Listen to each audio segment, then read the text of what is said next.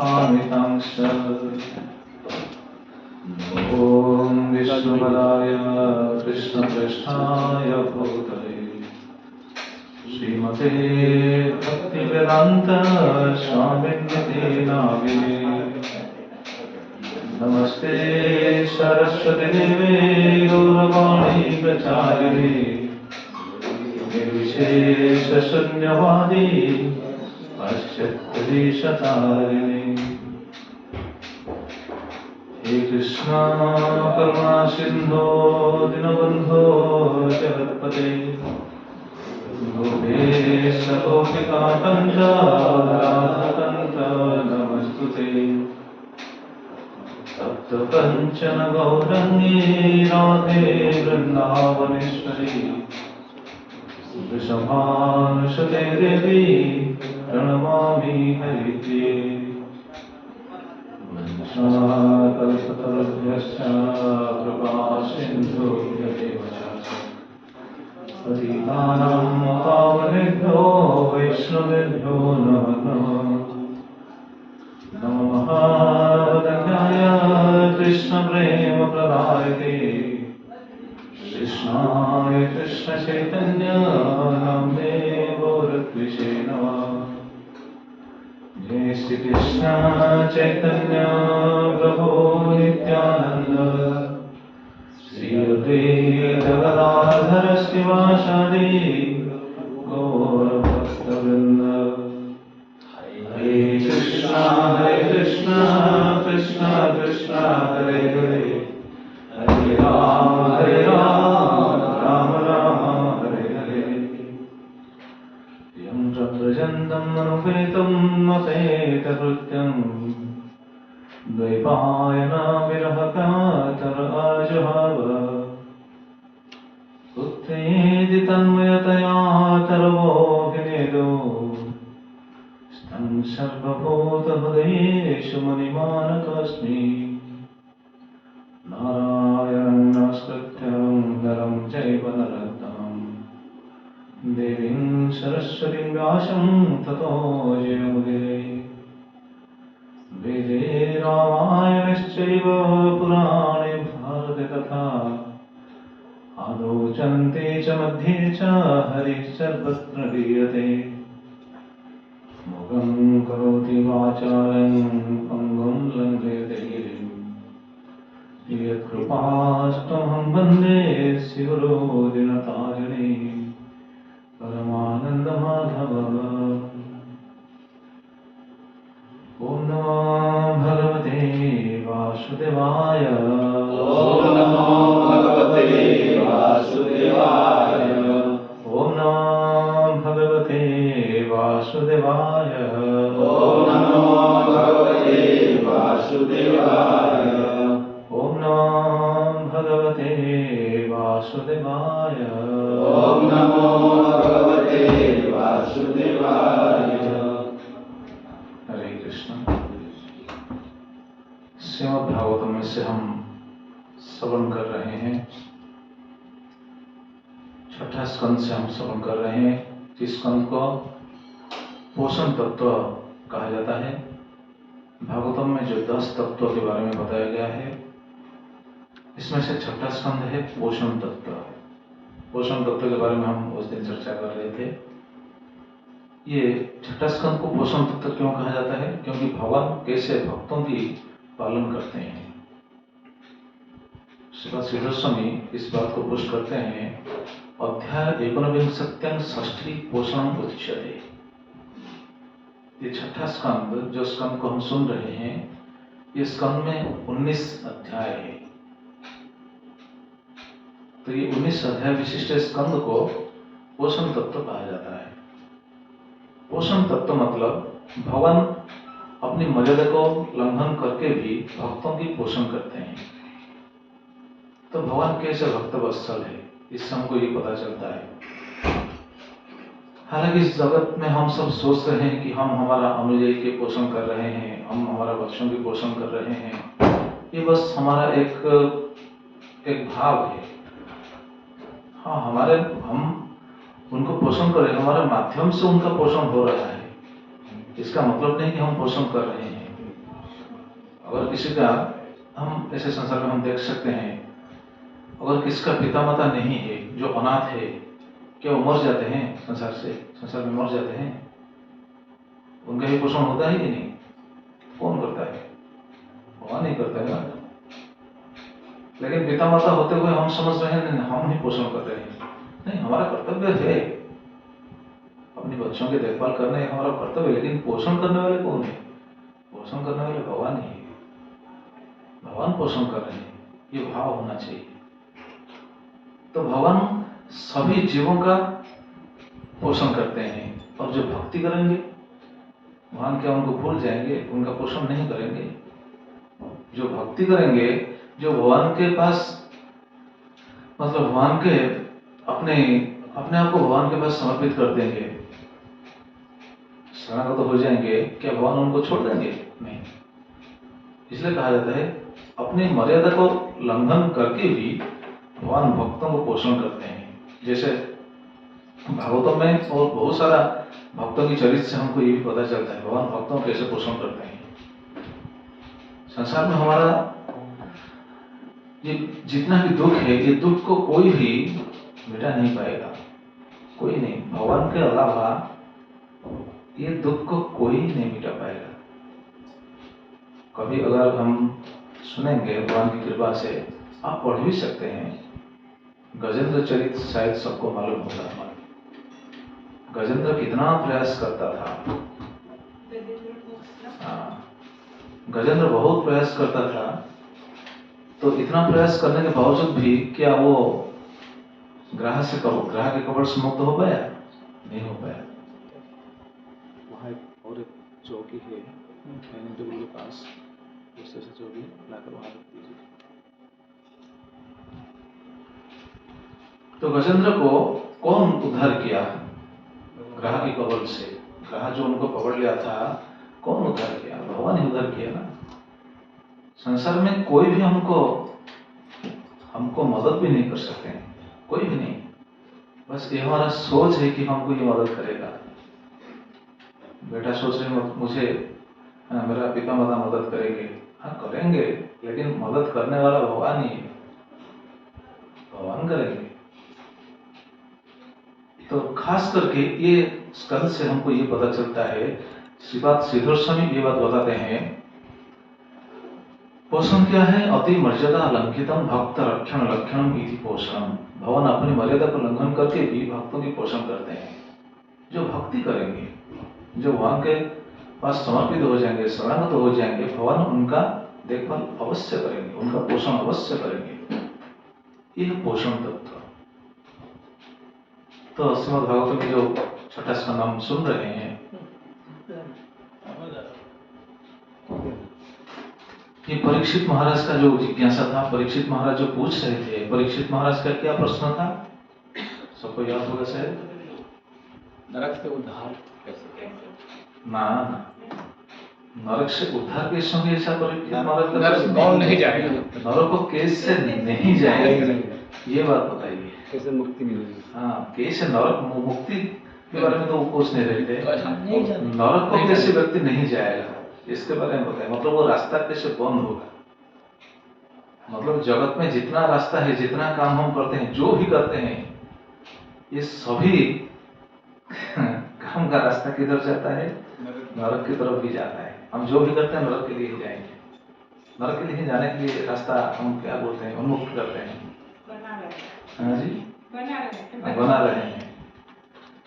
तो नरक जाने का रास्ता जो है, ये रास्ता को कैसे बंद किया जाएगा, कैसे व्यक्ति नरक नहीं जाएगा, इसके बारे में बताइए।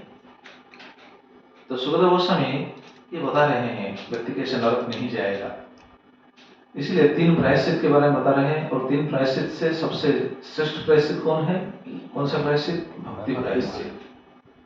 भक्ति प्रायश्चित अगर कोई करेगा तो उनको नरक जाना बिल्कुल नहीं पड़ेगा, वो नरक नहीं जाएगा।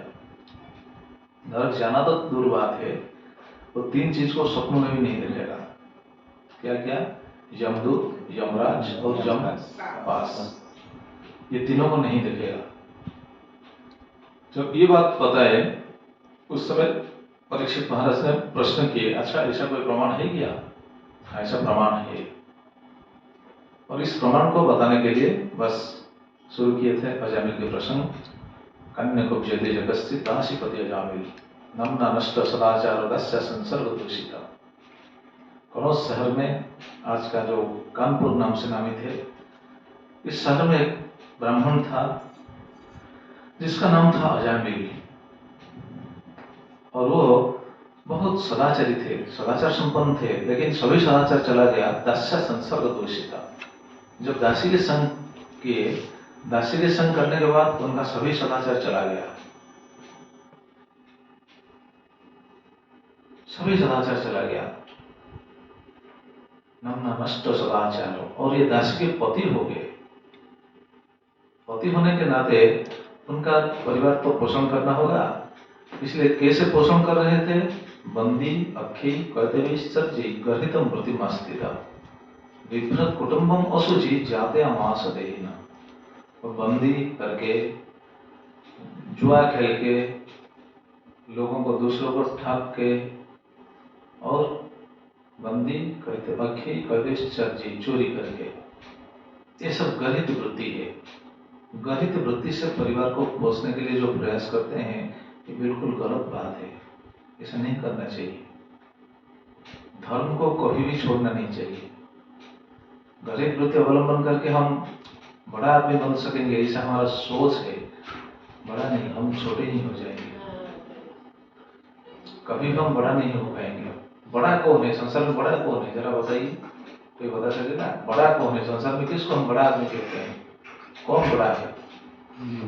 क्या जो लंबाई में बड़ा होते हैं वो बड़ा है? अगर ऐसा हम बड़ा सोचेंगे तो नारियल का पेड़ तो बहुत बड़ा है कि नहीं? अगर कोई मोटा है तो इसको बड़ा बोल सकते हैं, तो हाथी तो बहुत बड़ा है, हाथी से तो मोटा हम नहीं हो सकते हैं क्या? तो बड़ा कौन है? जो धनवान है उसको बड़ा कहा जा सकता है? नहीं। जो ज्ञानवान है उसको बड़ा कहा जा सकता है? नहीं। इस संसार में बड़ा आदमी वही है। कौन है? जो भगवान के भक्त है, जो भगवान की भक्ति करते हैं। भक्ति करते हुए जब आगे चलेंगे, धीरे धीरे धीरे धीरे उनकी बड़ाई धीरे धीरे धीरे जगत को विदित होगा वो कैसे बड़ा है। देखिए, आज भी हमको पता है सुदामा के पास धन था?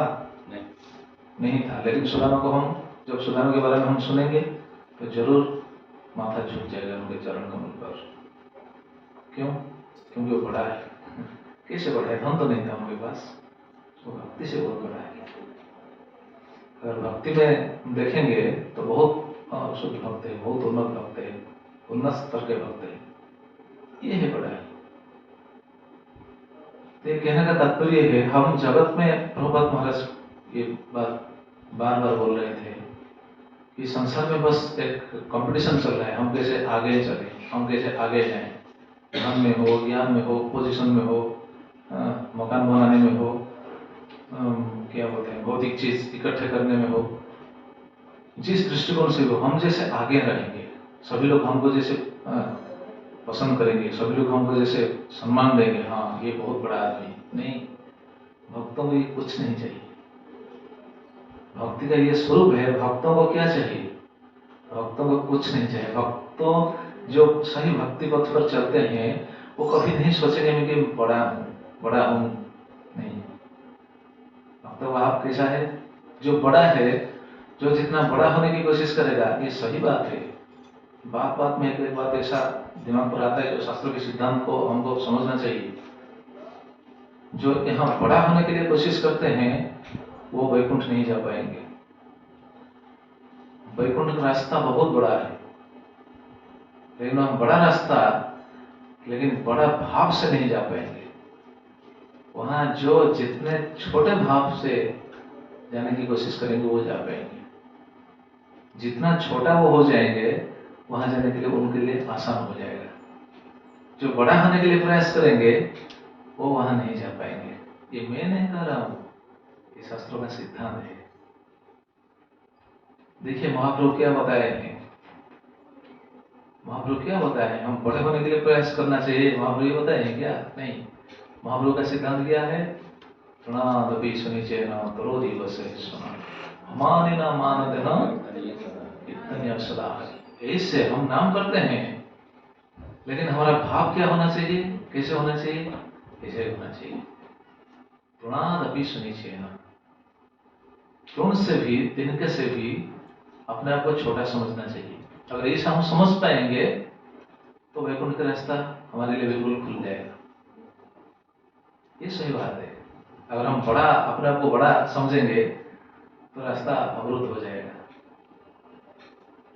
बड़ा तो थे हम, तो पिछले टॉपिक में हम चर्चा कर रहे थे ना, बहुत बड़े थे जय विजय, भगवान के पास थे, लेकिन उनको इस जगत को आना पड़ा,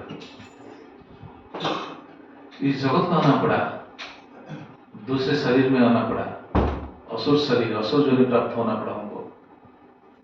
देखिए वो मतलब भगवान को पाने के लिए हमारा भाव ऐसा होना चाहिए। लेकिन ये जगत का स्थिति बिल्कुल उल्टा है, हम सब बड़े होने के लिए प्रयास कर रहे हैं। इसीलिए बस कैसे भी हो हमको बहुत धन कमाना है, बहुत पावरफुल पोस्ट पोजिशन भी बस उनको अपेयर करना है। नहीं, ये नहीं, जितना है उतने में संतुष्ट होना चाहिए।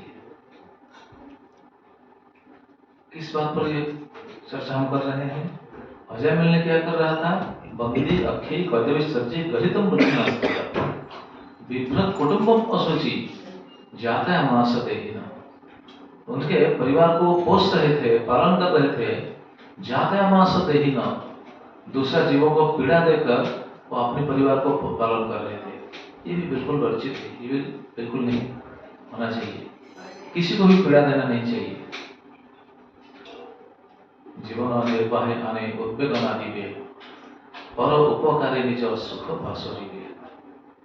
जीवन निर्वाह के लिए किसी को भी हम कष्ट देना, ये शास्त्रों में नहीं दिया गया है।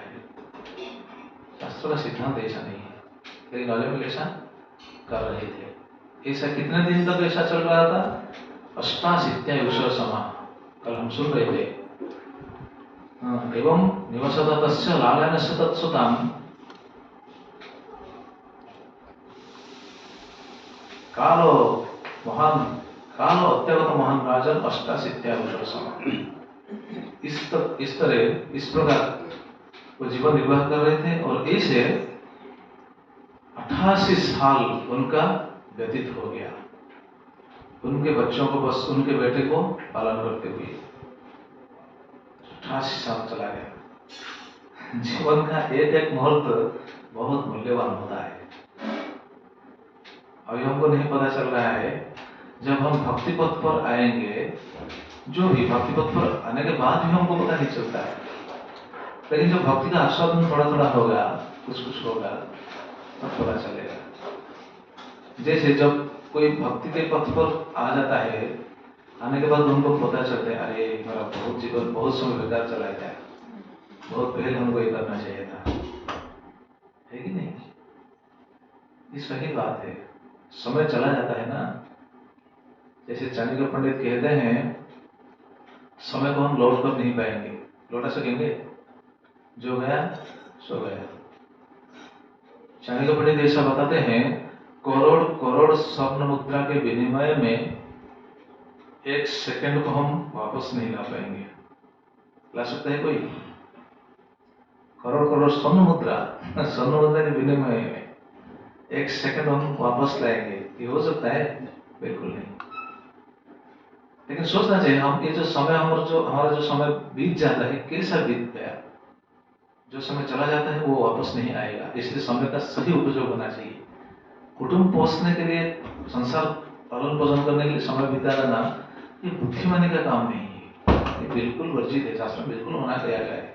इसका मतलब नहीं कि हम संसार नहीं पालन करेंगे, ये नहीं कहा रहा हूं मैं, लेकिन बस इसीलिए ही संसार में सब समय बिता देना, ये बुद्धिमानी का काम नहीं है, क्योंकि ये काम हर जन्म में होता है।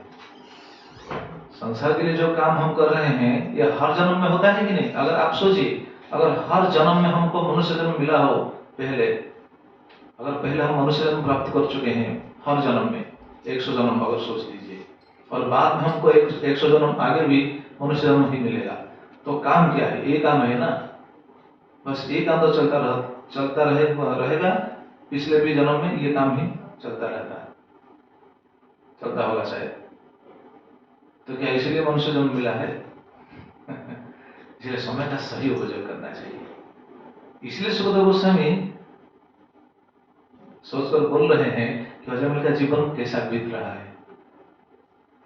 कालो अत्यगत महान राजन, महान समय चला गया। 88 उषा समा, 88 साल ऐसा चला गया। लेकिन अच्छा, कितने बेटे थे? 10 बेटे थे।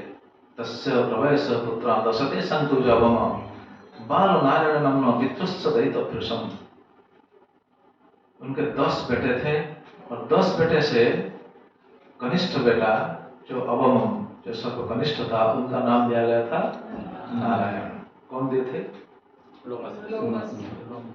कलम सुने थे। ये साधु की कृपा है। साधु संग से हम जो भी मिलता है ये प्रसाद ही होता है। बस हमको सही भाव से और क्या बोलते हैं, जैसे सकारात्मक विचार, सही भाव से और सकारात्मक विचार से ये सब पकड़ लेना चाहिए। साधु संग से जो हमें मिलता है, जो नहीं पकड़ सकता है वो उनका बहुत बड़ा घाटा है।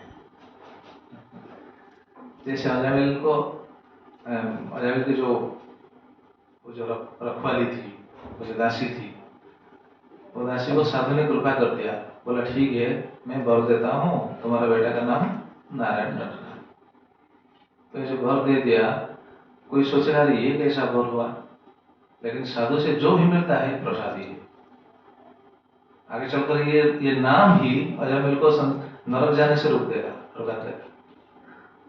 मतलब ये नाम ही अजामिल का एक ऐसा साधन बन जाएगा कि वो नरक न जाकर सीधा वैकुंठ जाएगा। देखिएगा आगे आएगा तो साधु का प्रसाद कैसा होता है, देखिए।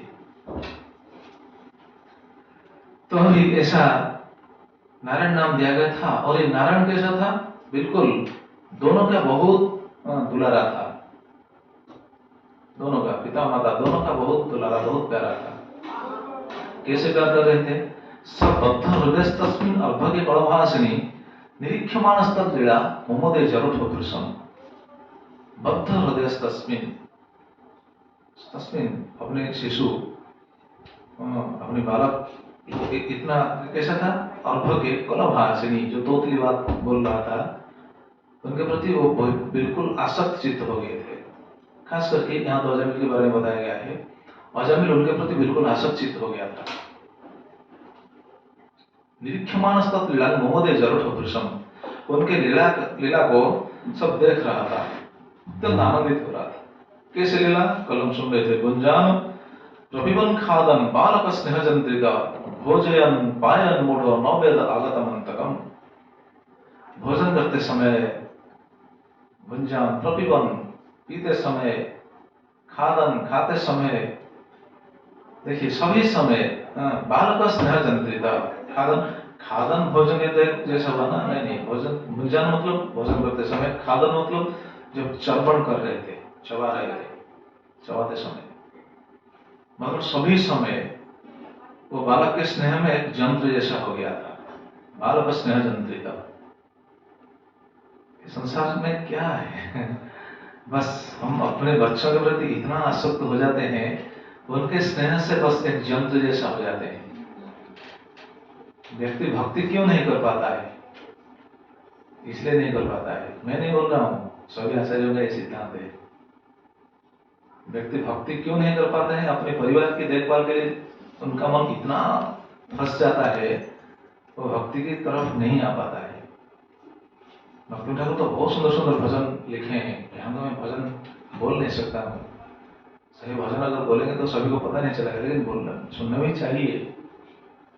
कैसा है हमारा स्थिति, कैसा है? श्री कृष्ण देखिए क्या लिखते हैं, ठीक है हम बस कह देंगे। श्री कृष्ण भजन लगी संसार आईनु मिच्छे माया बद्ध गया वृक्ष समय। बंगाली लोगों को शायद आसानी से पता चल जाएगा। श्री कृष्ण भजन लगी संसार आईनु, भगवान श्री कृष्ण के भजन करने के लिए हमको इस संसार में आना हुआ, इसलिए हम आए हैं। लेकिन माया जाले बद्ध गया वृक्ष समय, माया जाल में हम ऐसे फंस गए हैं, बिल्कुल एक वृक्ष जैसा, एक पेड़ जैसा बन गए, पेड़ जैसा हो गए। इस पेड़ में कैसा हुआ? स्नेह लता बेड़ी बेड़ी तनु कैल शेष, कीड़ा रूपे नारी तारा हृदय प्रवेश। वृक्ष में जैसे वृक्ष के ऊपर लता आ जाता है ना, लता अगर आ जाता है तो क्या होगा? वृक्ष को जो सार मिल रहा है वो लता से पकड़ करके ले जाएगा।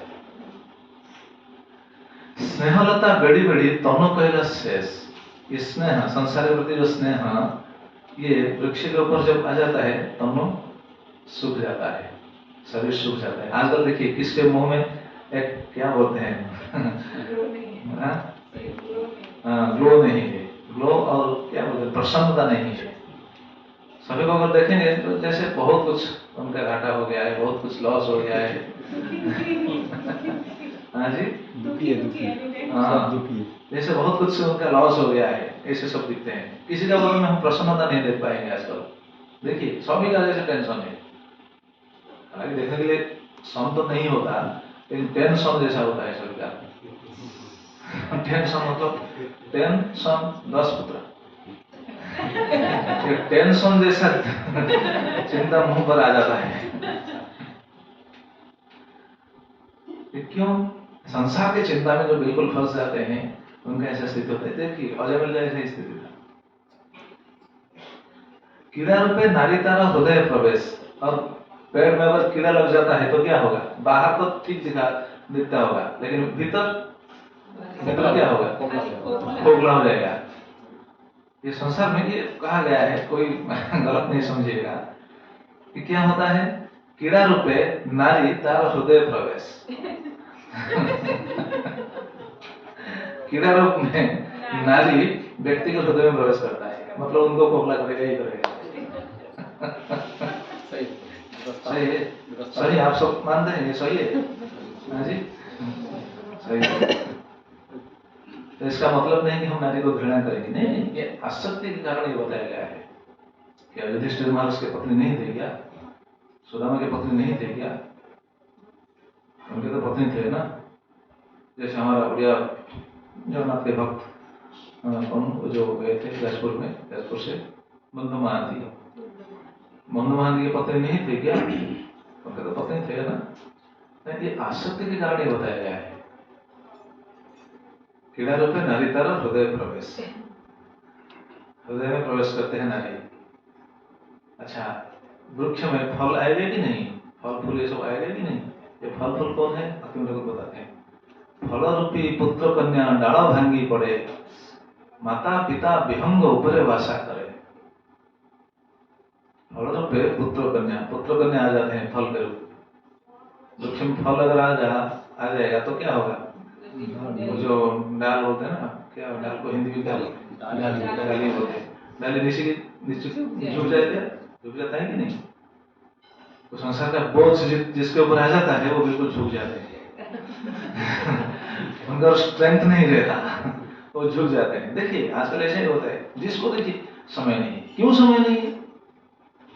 समय नहीं, क्यों समय नहीं? बस संसार के लिए। ये मैं नहीं कह रहा हूं, ये भागवतों में एक स्कंद पे नहीं, आप 9वां स्कंद तक देखेंगे ये बात बार बार आता है। क्यों बताया गया है? इसलिए तो बताया गया है हमको भगवान के प्रति आसक्ति बढ़ाना चाहिए, संसार की आसक्ति को घटाना चाहिए, कमाना चाहिए। संसार में रहेंगे इसका मतलब नहीं कि संसार को छोड़ करके सब चले जाएंगे, बाबा जी बन जाएगी। नहीं, इसका मतलब ये नहीं कि संसार में रहेंगे लेकिन भगवान के प्रति हमारा भाव आना चाहिए। इसके लिए भागवतम 9वां स्कंद तक ये बात बताया गया है। भरा रूपी पुत्र कन्या डाला भांगी पड़े लिखा गया है। मतलब ये डाली झुक जाता है, हम तो बोलते झुक जाता है, लेकिन अगर ज्यादा फल आएगा तो क्या होगा? वो डाली टूट भी जाएगा, टूट जाता है। आजकल ऐसा ही होता है। देखिए तो ये सही बात है, ये कोई भी इस बात को ठुकरा नहीं पाएगा, ये सही बात है। देखिए सभी का चिंता क्या है? अपने बच्चों के प्रति, बच्चों के ऊपर ही चिंता जाता है ना। बच्चों को कैसे हम क्या सही ढंग से उनको जीवन को उनको एस्टैब्लिश करेंगे, जो कुछ करेंगे। तो ये डालो भांगी पड़े। और क्या होता रहे? देखिए, बाढ़िते ना पहला गाछ सुखाया गेल, संसार दावानल ताहाते लागिल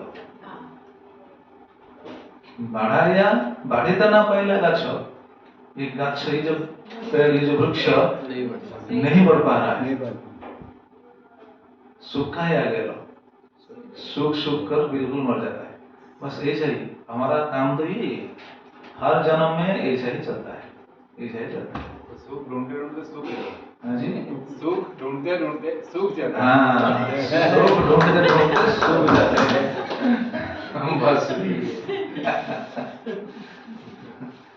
सुख ढूंढते ढूंढते ढूंढते सूख जाते हैं सही कहते हैं पता है सुखाया गया संसार दावानल ताहाते लागिल ये संसार का दावानल लग जाता है संसार तो दावानल है इसलिए तो हम रोज बोलते हैं ना संसार दावा प्राणाय ओनली बोलते हैं प्रभु यीशु मसीह तो नहीं बोलते हैं लेकिन जानकारी होना चाहिए ना जानकारी कैसा होगा जब साधु संग करेंगे सुनेंगे तभी जानकारी होगा नहीं तो कैसे जानकारी होगा शास्त्र में तो बहुत सारा सिद्धांत है हमको थोड़ी पता चलता है क्या जब सुनेंगे पता चलेगा ना मैंने कहा था ना कल आप इसको पढ़ करके आइए पढ़ करके जो पढ़ करके आए हैं देखिए एक एक श्लोक के ऊपर कितना सिद्धांत हमको पता चलता है ये तो बताया नहीं गया था ये श्लोक के ऊपर बताया गया है क्या नहीं लेकिन सिद्धांत ये है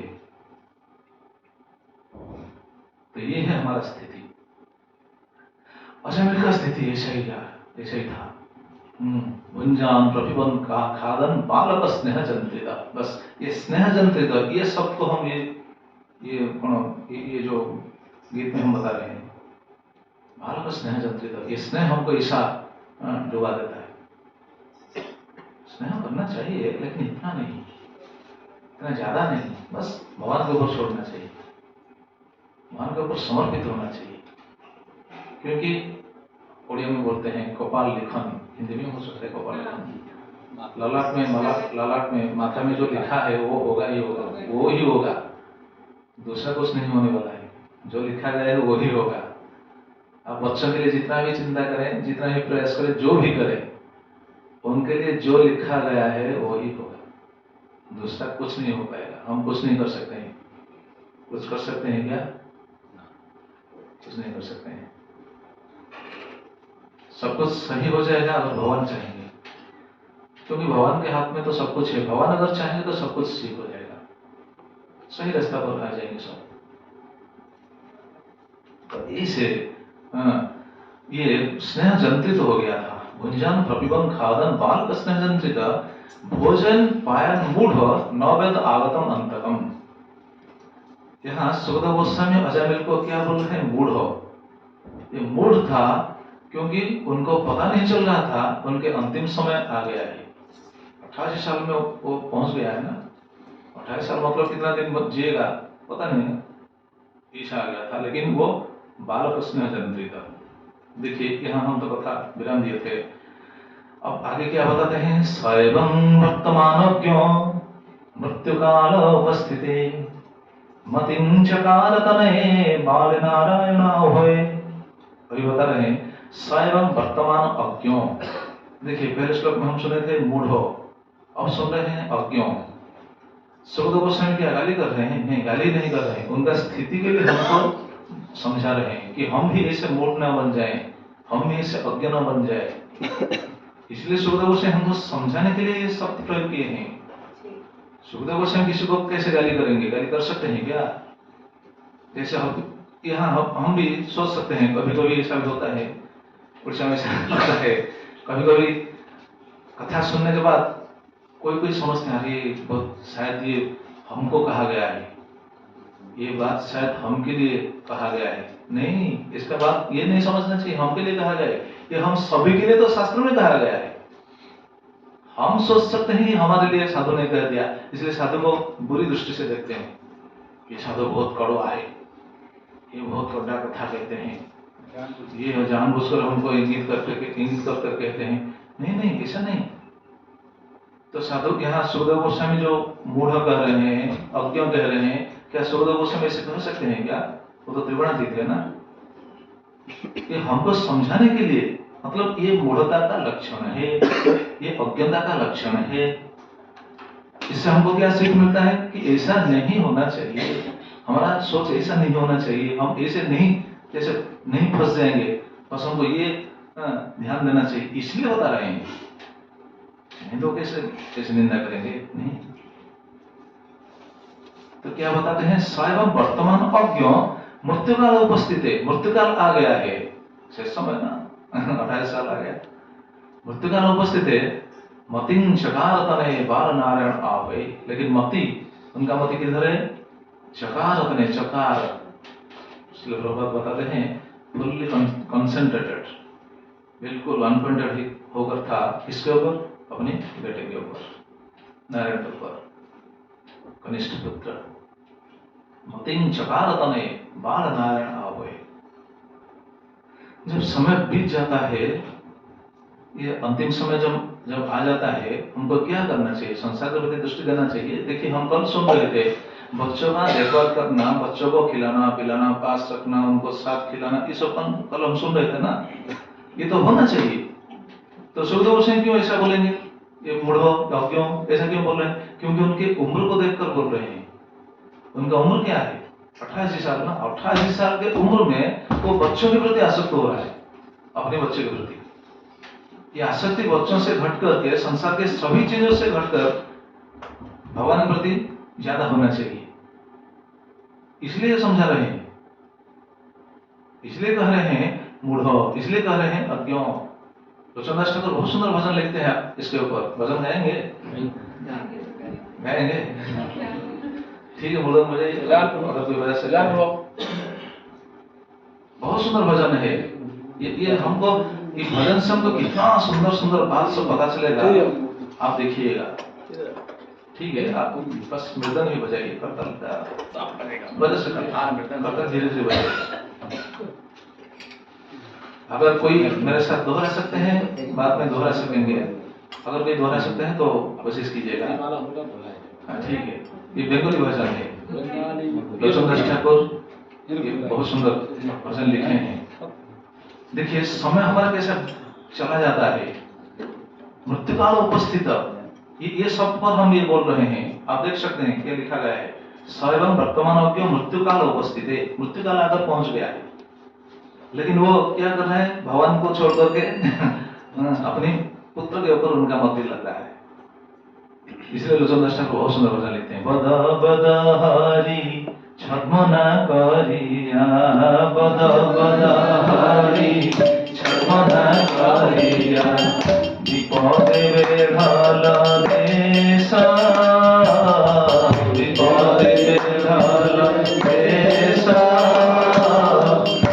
तत्व जानिया आगे पलायला, तत्व जानिया आगे पलायला, श्रवण दर्शन केसा, श्रवण दर्शन केसा।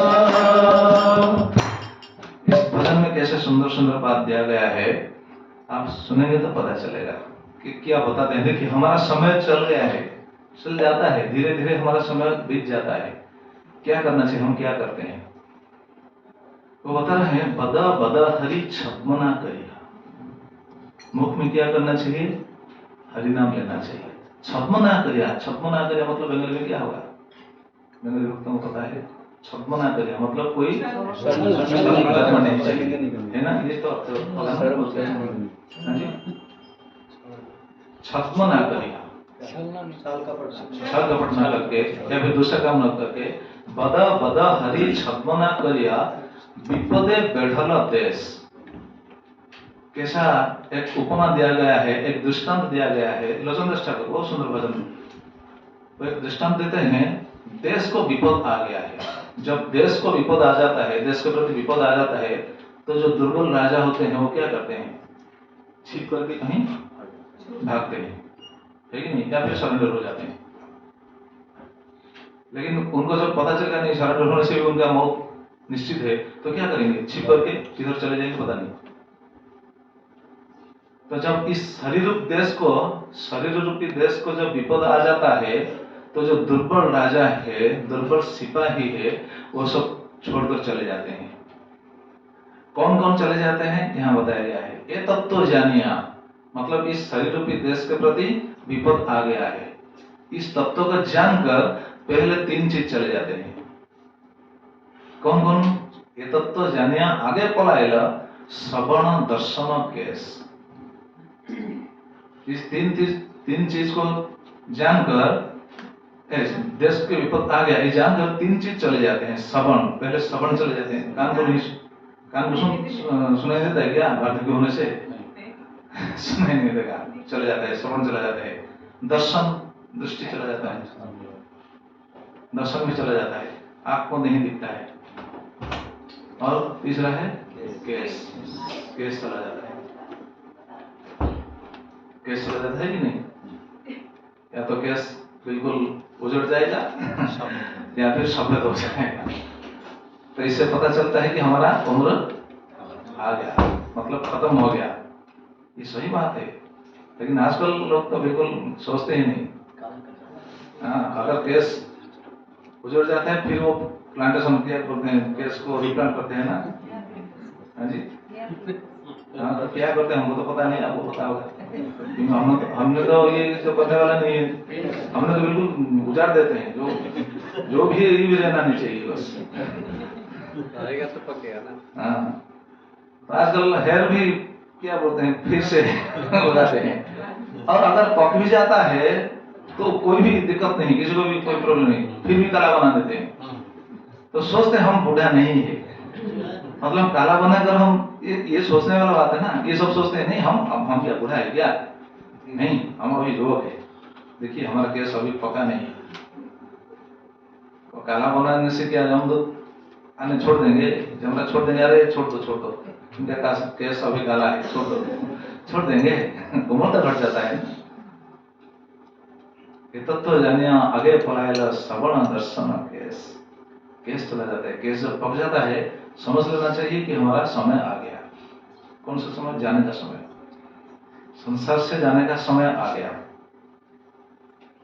दशरथ महाराज, रामचरितमानस में ऐसा वर्णन है, दशरथ महाराज जब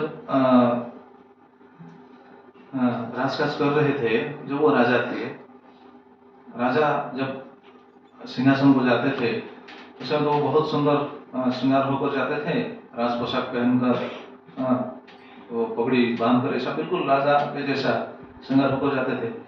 एक दिन वो श्रृंगार किए, सभी श्रृंगार के बाद जब वो पगड़ी बांधने की कोशिश कर रहे थे, उस समय उनको दिखाई दिया कुछ केस पक गया था। यहाँ कान के पास कुछ केस पक गया था। जब वो देखे केस पक गया, उन्होंने क्या सोचा पता है आपको? उन्होंने अपने आप को इतना धिक्कार किया, पूछिए मत। वो अपने आप को इतना धिक्कार किया, वो सोचने लगे अरे मेरा अभी केस पक गया है, मतलब मैं बूढ़ा हो गया हूँ, फिर भी मैं जा रहा हूँ राजगद्दी से बैठने के लिए, जहाँ राम जैसा पुत्र है। राम को बिठाने के बावजूद मैं खुद जा रहा हूँ बैठने के लिए, ठीक मुझको धिक्कार है। राम को बैठना चाहिए ना। उसी दिन वशिष्ठ से बातचीत किए थे राम जी के जो अभिषेक के लिए, राम जी को सिंहासन में बिठाने के लिए उस दिन चर्चा किए थे। लेकिन हमारा केस पकने के बाद भी हम भस्म लगाते हैं। यहाँ क्या लगाते हैं पता नहीं, काला कुछ है ना, इंडिया में है भस्म लगाकर काला बना देते हैं, काला पाउडर जो भी।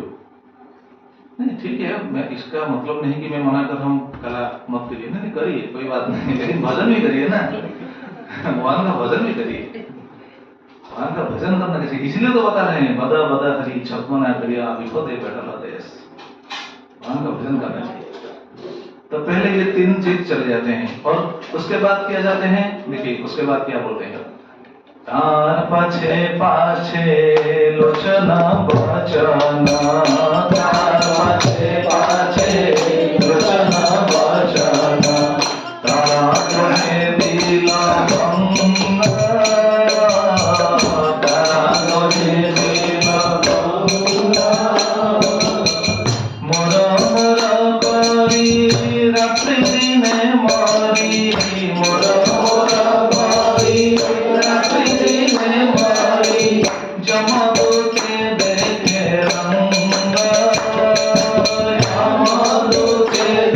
देखे रंग।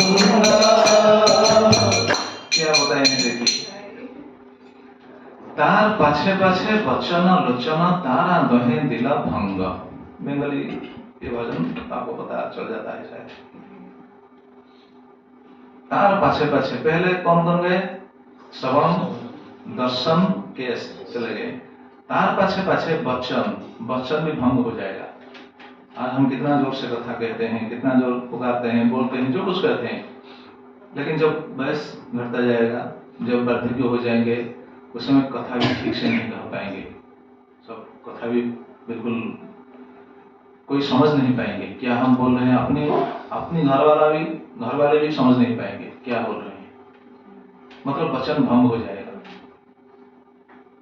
तार पाछे पाछे लोचन वचन, ये दो भंग हो जाएंगे। लोचन भाग में बंद हो जाएगा, धीरे धीरे क्या बोलते हैं, क्लोज हो जाएगा।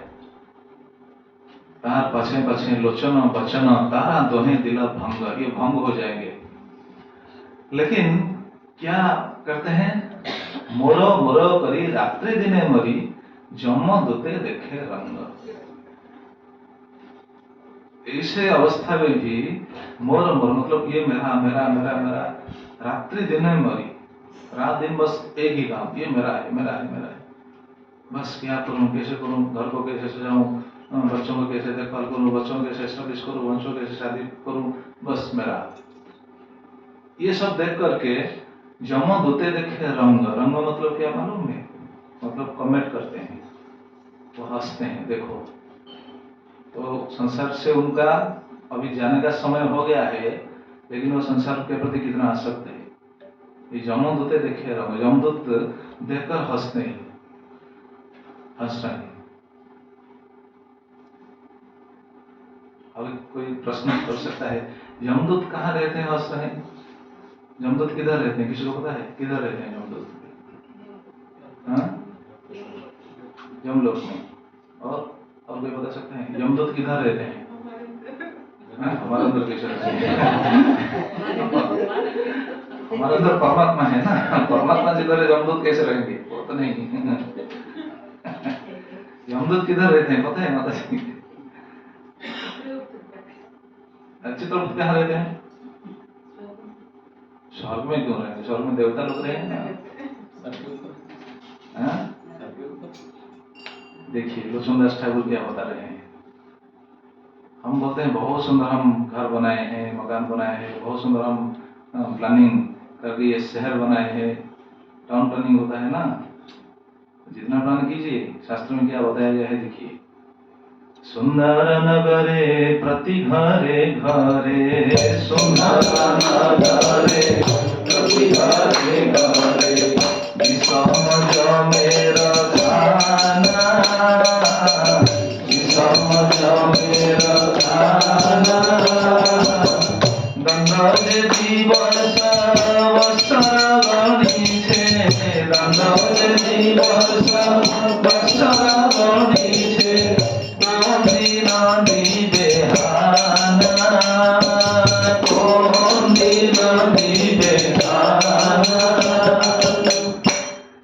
यमदूत किधर रहते हैं यहाँ बताया गया है। सुंदर नगरे प्रति घरे घरे, विषम जमेर थाना।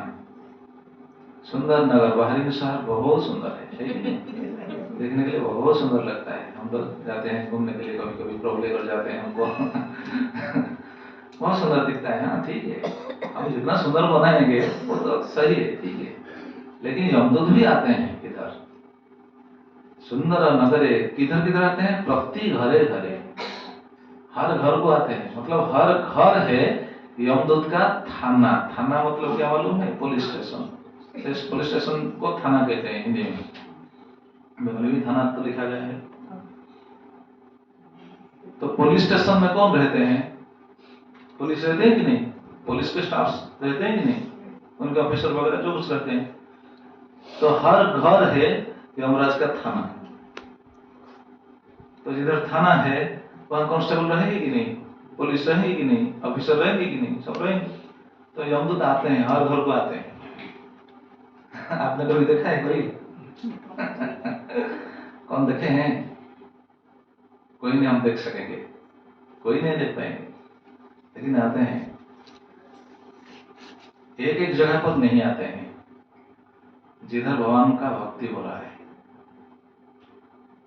लेकिन इस संसार ऐसा है, इस संसार में 3 दूतों का बार बार आना जाना चलता रहता है। 3 दूत रोज आते हैं, मतलब हर घर को। किस किस के दूत पता है? एक है विष्णु दूत। विष्णु दूत सभी जगह भ्रमण करते हैं, हम नहीं देख सकते हैं, हम नहीं देख पाएंगे। दूसरा है यमदूत, यमदूत भ्रमण करते हैं सभी जगह। तीसरा है देवदूत, ये सब भ्रमण करते हैं रोज हर जगह पर, हम नहीं देख पाएंगे। जैसे हम चर्चा भी कर चुके थे, वो पिछले बार हम जो आए थे चर्चा किए थे, शायद ये बात बताया कि नहीं, पता नहीं, मुझे याद नहीं आ रहा है। जगन्नाथ की रथ यात्रा जो निकलते हैं, हर साल होते हैं कि नहीं जगन्नाथ की रथ यात्रा, रथ को हम खींच पाएंगे? हमारा शक्ति है? कौन खींचते हैं? ये सब देवदूत खींचते हैं, देवता लोग आते हैं, देवदूत आते हैं, खींचते हैं। हमको दिखाई नहीं देंगे, लेकिन वो आते हैं, वो आते हैं, वो जगन्नाथ के रथ को खींचने के लिए। नहीं तो हमारा शक्ति है क्या? वो जगन्नाथ अचल महामेरु है, उनको खींचना इतना आसान नहीं है। ये दिखते हैं, इसे सारी संसार का ये मालिक है ना, अनंत कोटि ब्रह्मांड का मालिक है, उनको हम खींच सकेंगे नहीं। सब देवता आते हैं, देवलोक से आते हैं, देवदूत आते हैं, विष्णुदूत आते हैं, लेकिन हमको नहीं वो दिखाई देंगे, हम नहीं देख सकेंगे। तो इसी तरह कहा जाता है कि नगर में हम जितना सुंदर नगर बनाए हैं, जितना घर सुंदर बनाए हैं, वो घर को आते हैं। सुंदर नगरे प्रति घरे घरे विषम जमेर थाना। और जमदूत आकर क्या करते हैं? दंडजे दिवस बत्सर गणिछे कौन दिन दिवे थाना। वो बस सोच रहे हैं ये कब मरेगा, बस गिन रहे हैं। दंडजे दिवस बत्सर, बत्सर मतलब साल, हर साल वो गिनती कर रहे हैं कौन सा साल मरेगा। दंडजे दिवस दिन, दंड मतलब एक एक दंड भी गिनती करते हैं। और ठीक है, जितना संसार में आसक्त है तुम्हारा रहो, कौन दिन मरोगे बस हम देख रहे हैं। जब मरोगे तो हमारा हाथ लगोगे ना, तो बस दिन को गिनती कर रहे हैं। इसलिए क्या करना चाहिए? इसलिए रचनदास ठाकुर लास्ट में बोलते हैं, बदन भरिया हरि नाम लिया, बदन भरिया हरि नाम लिया, समन करिबे किसे, समन करिबे किसे, दास लोचन कहिया फारूक, दास लोचन कहिया फारूक, मरीच अपनी दोषे, मरीच अपनी दोषे। लास्ट में बताते हैं, बदन भरिया हरिनाम बलिया समन तरिबे किसे। अगर बदन भरकर हरिनाम नहीं करेंगे तो समन मतलब जमदूत, यमराज, ईश्वर समन, ये जमदूत के हाथों में, हाथ से हम कैसे छुटकारा, हमको कैसे मिलेगा? समन तरिबे किसे। इसलिए क्या करना चाहिए? बदन भर करके क्या करना चाहिए? भोजन करना चाहिए, प्रसाद लेना चाहिए, है कि नहीं? हाँ जी, बदन भर करके क्या करना चाहिए? भगवान का नाम करना चाहिए। हरे कृष्णा कृष्णा कृष्णा हरे हरे, हरे राम राम राम हरे हरे। बदन भर करके नाम करना चाहिए, प्रेम से, प्यार से, जोर से नाम करना चाहिए, और जितना ज्यादा हो सके नाम करना चाहिए। नाम करेंगे तो यमदूत नहीं आएंगे, वो चले जाएंगे। हम सुनेंगे, ये तो प्रसंग में आएगा। लेकिन अजमिल का कैसा स्थिति था? इसलिए बोल रहे हैं अज्ञान, अभी बोल रहे हैं सैव वर्तमान अज्ञान, मृत्यु काल उपस्थित है, मृत्यु काल आ गया, लेकिन वो संसार के प्रति उनका आसक्ति अभी भी दिखाई दे रहा है। पुत्र के प्रति वो आसक्त थे। मतिन चकारत ने बाल नारायण आवय, मति, उनका मति बिल्कुल चकार, बिल्कुल कंसंट्रेट होकर अपने बच्चों के प्रति, मतलब नारायण के प्रति उनका मति बिल्कुल स्थिर था। और क्या बोले थे? बाले नारायण आओ हे, बाले अपने बालक को, हे नारायण इधर आइए, ऐसा बोल रहे हैं। अच्छा, क्यों बोल रहे हैं नारायण इधर आइए, बाले नारायण आओ हे? ये बात क्यों बोले? डर लग रहा है, अभी बताएंगे।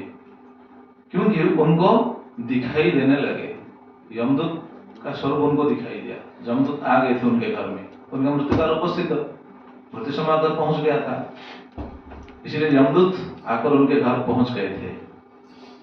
जब वो यमदूत को देखने के बाद उनका भय आ गया मन में, बहुत भयभीत हो गए। अच्छा, यमदूत कैसे थे तो बता रहे हैं। सपासहस्तं दृष्ट्वा पुरुषानति दारुणान् वक्रतुण्डान् ऊर्ध्वरमणम् आत्मनं नेतुम् आगतान्। यहाँ बता रहे सपासहस्तं दृष्ट्वा, वो देखा, अजयमिल ने देखा। कितना यमदूत आए थे?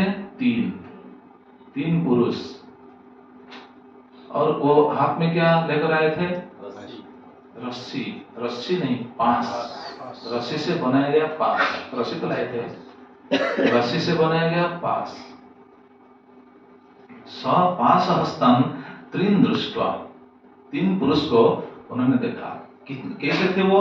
अति दारुणान, दिखने के लिए बहुत भयंकर, बहुत दिखने के लिए बहुत भयंकर थे।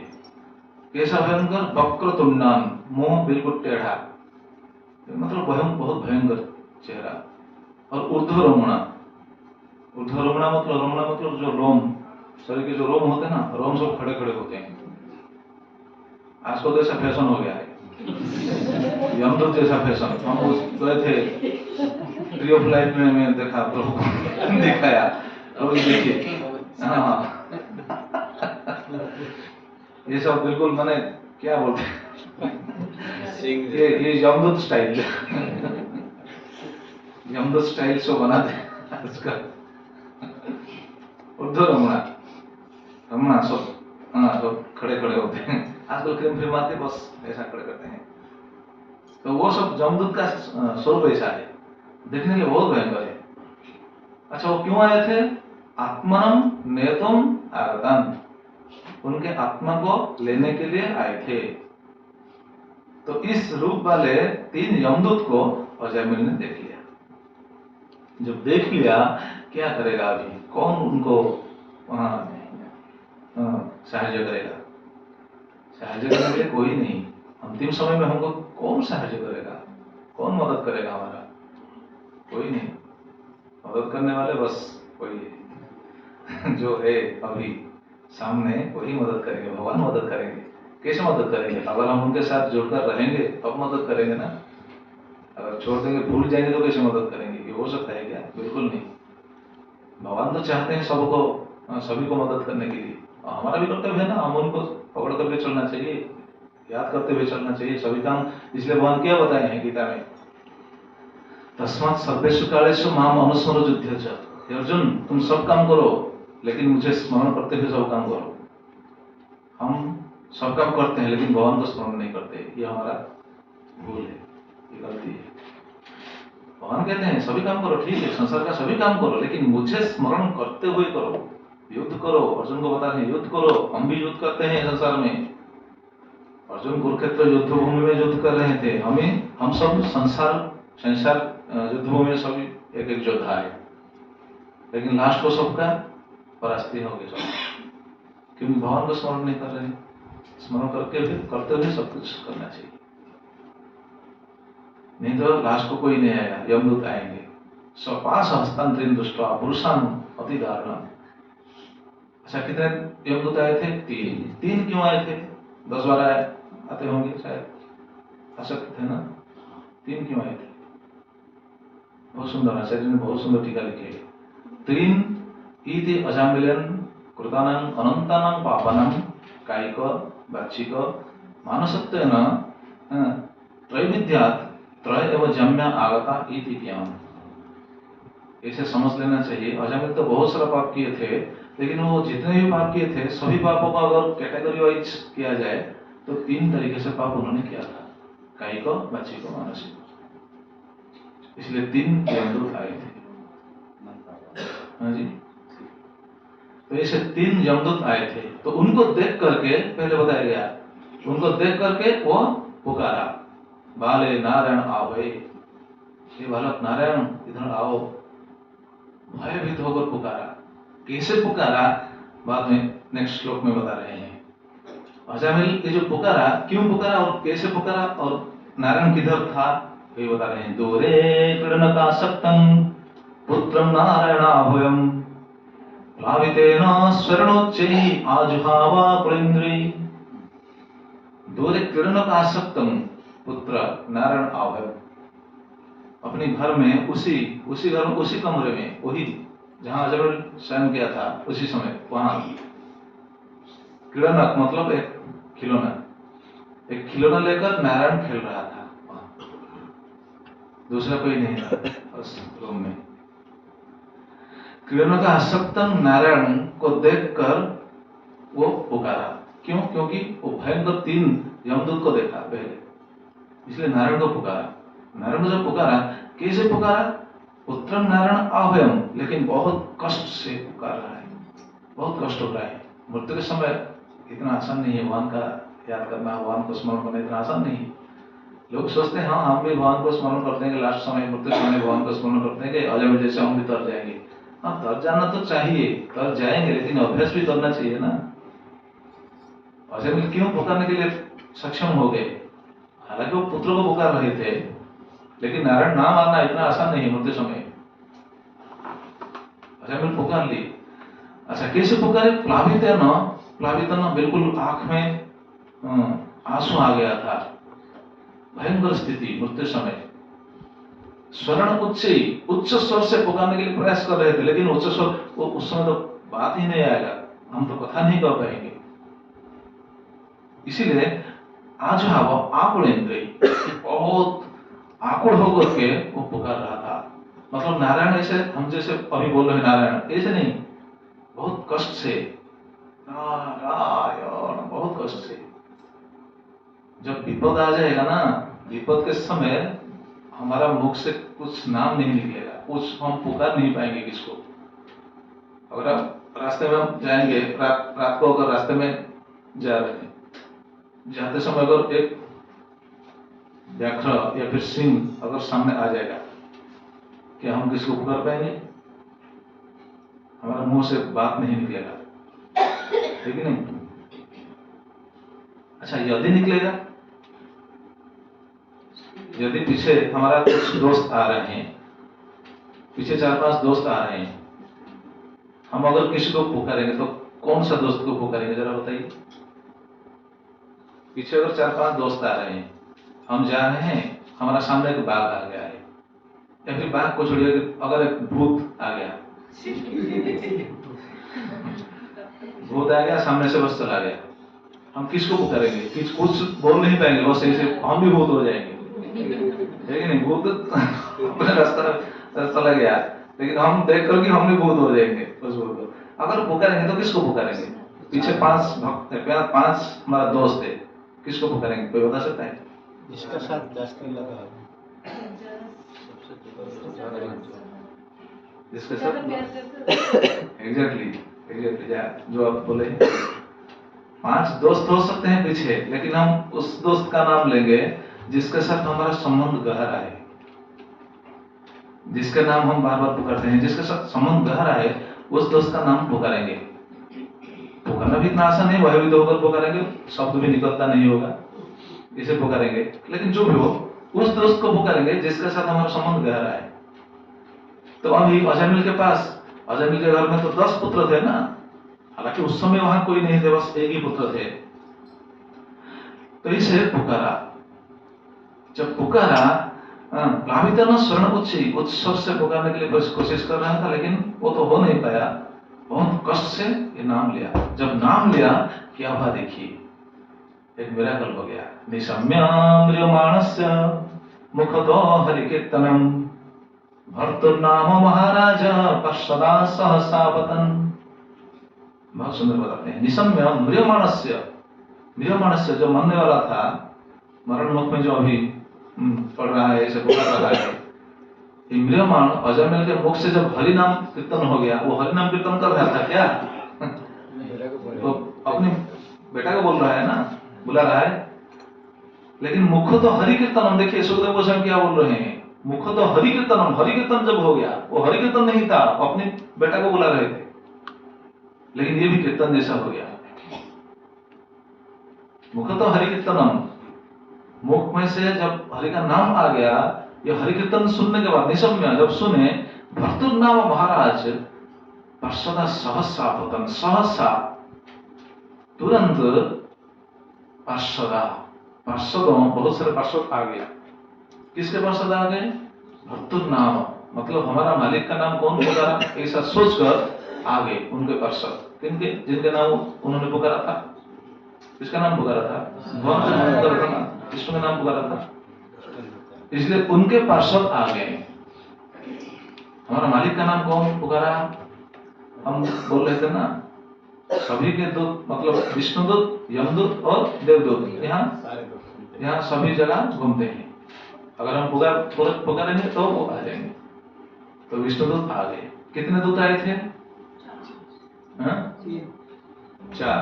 क्यों आए थे 4? अच्छा, आपको पता है। तो ये बहुत आचार्य माने आचार्य लोग सब ये बात बताते हैं, 4 विष्णुदूत आए थे। क्यों आए थे? विश्वनाथ चक्रवर्ती ठाकुर, श्रीधर स्वामी सभी आचार्य ये बात बताते हैं।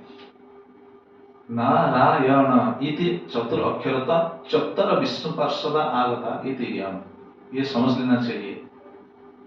उन्होंने 4 नाम पुकारा था ना, 4 अक्षर उच्चारण किया था ना, नारायण, इसलिए 4 विष्णुदूत आ गए। हम अगर हरे कृष्ण महामंत्र बोलते हुए शरीर छोड़ेंगे तो कितने दूत आएंगे?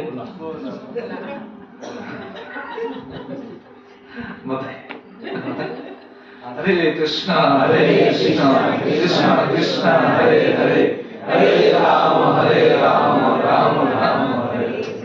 कितने दूत आएंगे? 16 जैसे हुआ। और क्या अक्षर, कितना अक्षर हुआ? शब्द 16 है, अक्षर कितना हुआ? 32 दूत आएंगे। आना चाहते हैं कोई? हमारे पास आए 32 दूत। 32 दूत आना कोई जरूरत नहीं है, बस 4 ही आएंगे। लेकिन अजामिल के स्थान पर जो आए थे ऐसा बताया गया है। तो दूत जितने आएंगे वो एक आने से भी हमको लेने के लिए समर्थ है। हम ऐसा नहीं सोच सकते हैं कि हमारे लिए 32 आना ही चाहिए। नहीं, ऐसा नहीं कि हम भगवान को ऐसा बाध्य करेंगे, प्रभु 32 दूत को भेजिए। 32 दूत आएंगे तो हमको ले पाएंगे? नहीं तो ले पाएंगे क्या? नहीं ले पाएंगे, ले पाएंगे ना। तो अजामिल के पास ऐसा 4 दूत आ गए थे। अच्छा, जब तो दूत आ गए, आने के समय उन्होंने देखा एक विचित्र दृष्टि, मतलब विचित्र स्थिति था वहां। क्योंकि उनसे पहले कौन आए थे? यमदूत आए थे। यमदूत आकर क्या बैठकर टिफिन कर रहे थे क्या वहां? आकर कुछ कर रहे थे ना, क्या कर रहे थे वहां? वो आए थे क्यों? आए थे उनको लेने के लिए ना। पहले हम सुनेंगे नहीं, उनके आत्मा को खींच करके लेने के लिए वो आए थे। तो आने के बाद तो उनका काम भी वो शुरू किए थे। तो विष्णुदूत जब आए, वो आकर उन्होंने देखा कि एक विचित्र स्थिति था वहां। अजामिल के गले के ऊपर वो रस्सी को पकड़ करके, वो जब पास को पकड़ करके वो खींच रहे थे। पास क्यों लाते हैं? रस्सी तो लाते हैं, पास क्यों? रस्सी पास करके क्यों बताते हैं? भाग जाएगा। जो आपके पास शरीर रहता है, निकलना चाहता नहीं होगा, तो जबरदस्ती निकालने के लिए। अच्छा, ये तो है। देखिए, रस्सी में कहने का तात्पर्य है, रस्सी में हम गांठ भी बांध सकते हैं ना। रस्सी में अगर किसी चीज को हम बांधेंगे तो गांठ भी पका सकते हैं ना, गांठ लगा सकते हैं। 1 2 3 4 10 लगा दीजिए, वो तो टाइट होगा ना। पास क्यों करते हैं? पास करने का दूसरा कारण है, गांठ हो सकता है खुल जाएगा। जितना गांठ लगाइए, अगर कोई चाहेगा तो खुल सकेगा, खुल जाएगा। लेकिन पास ऐसा नहीं। पास अगर किसी को अगर पास पड़ा है, अगर वो खींचेगा वहां से खींच करके जाने के लिए, जितना खींचेगा उतना टाइट होगा। लेकिन इसे जो फांसी फांसी बोलते हैं ना, जो हैंगिंग करते हैं, फांसी बोलते हैं ना, फांसी दम देते हैं, वो बांस है, वो झुकने के बाद बिल्कुल टाइट हो जाएगा। मतलब कोई जीवात्मा ऐसे नहीं जो पापी ऐसे यमदूत के हाथ से ऐसे खिसक कर चला जाए, ऐसा नहीं हो सकता। वो बांस पकड़ करके ले जाएंगे। अभी अजामिल के गर्दन पर बांस पकड़ करके खींच रहे थे। अजामिल तो मर गया था, आत्मा तो इतना सूक्ष्म होता है ना, बांस किस ऊपर डाल रहे थे? शरीर तो यहाँ छोड़कर हम तो शरीर को लेकर तो स्मशान को जाएंगे, वहां तो जला देंगे, तो पास किधर डालते हैं? आत्मा तो इतना सूक्ष्म होता है, कैसा करो शतभाग से शतधा प्रतिदस्य से पास किसके ऊपर डालते हैं? हाँ, सूक्ष्म शरीर तो इतना सूक्ष्म होता है। मतलब जब जीव शरीर छोड़ता है उसी समय ही उनको दूसरा शरीर मिल जाता है। वो शरीर का नाम है यातना शरीर। हम उस दिन सुन रहे थे ना, उसी समय उनको यातना शरीर मिल जाता है। वो यातना शरीर को पकड़ कर लेते हैं, पास जो डालते हैं गर्दन पर, वो यातना शरीर होता है। बस कष्ट देने के लिए, दंड देने के लिए वो शरीर उनको दिया जाता है। उस समय मरते समय तो उनको ये मिल जाता है। तो जब वो देखने के बाद क्या किए देखिए, विकर्षितो अंतर्हृदया दासीपतिम अजामिलम जम प्रेस्यान विष्णु ददावारयामाशोजसा।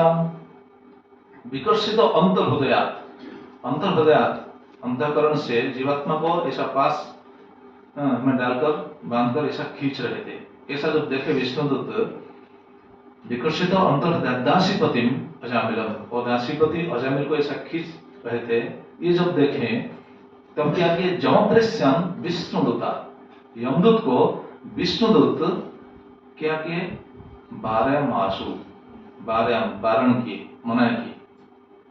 कैसे? आंसू तत्क्षणात, तुरंत आए, तुरंत वारण किए।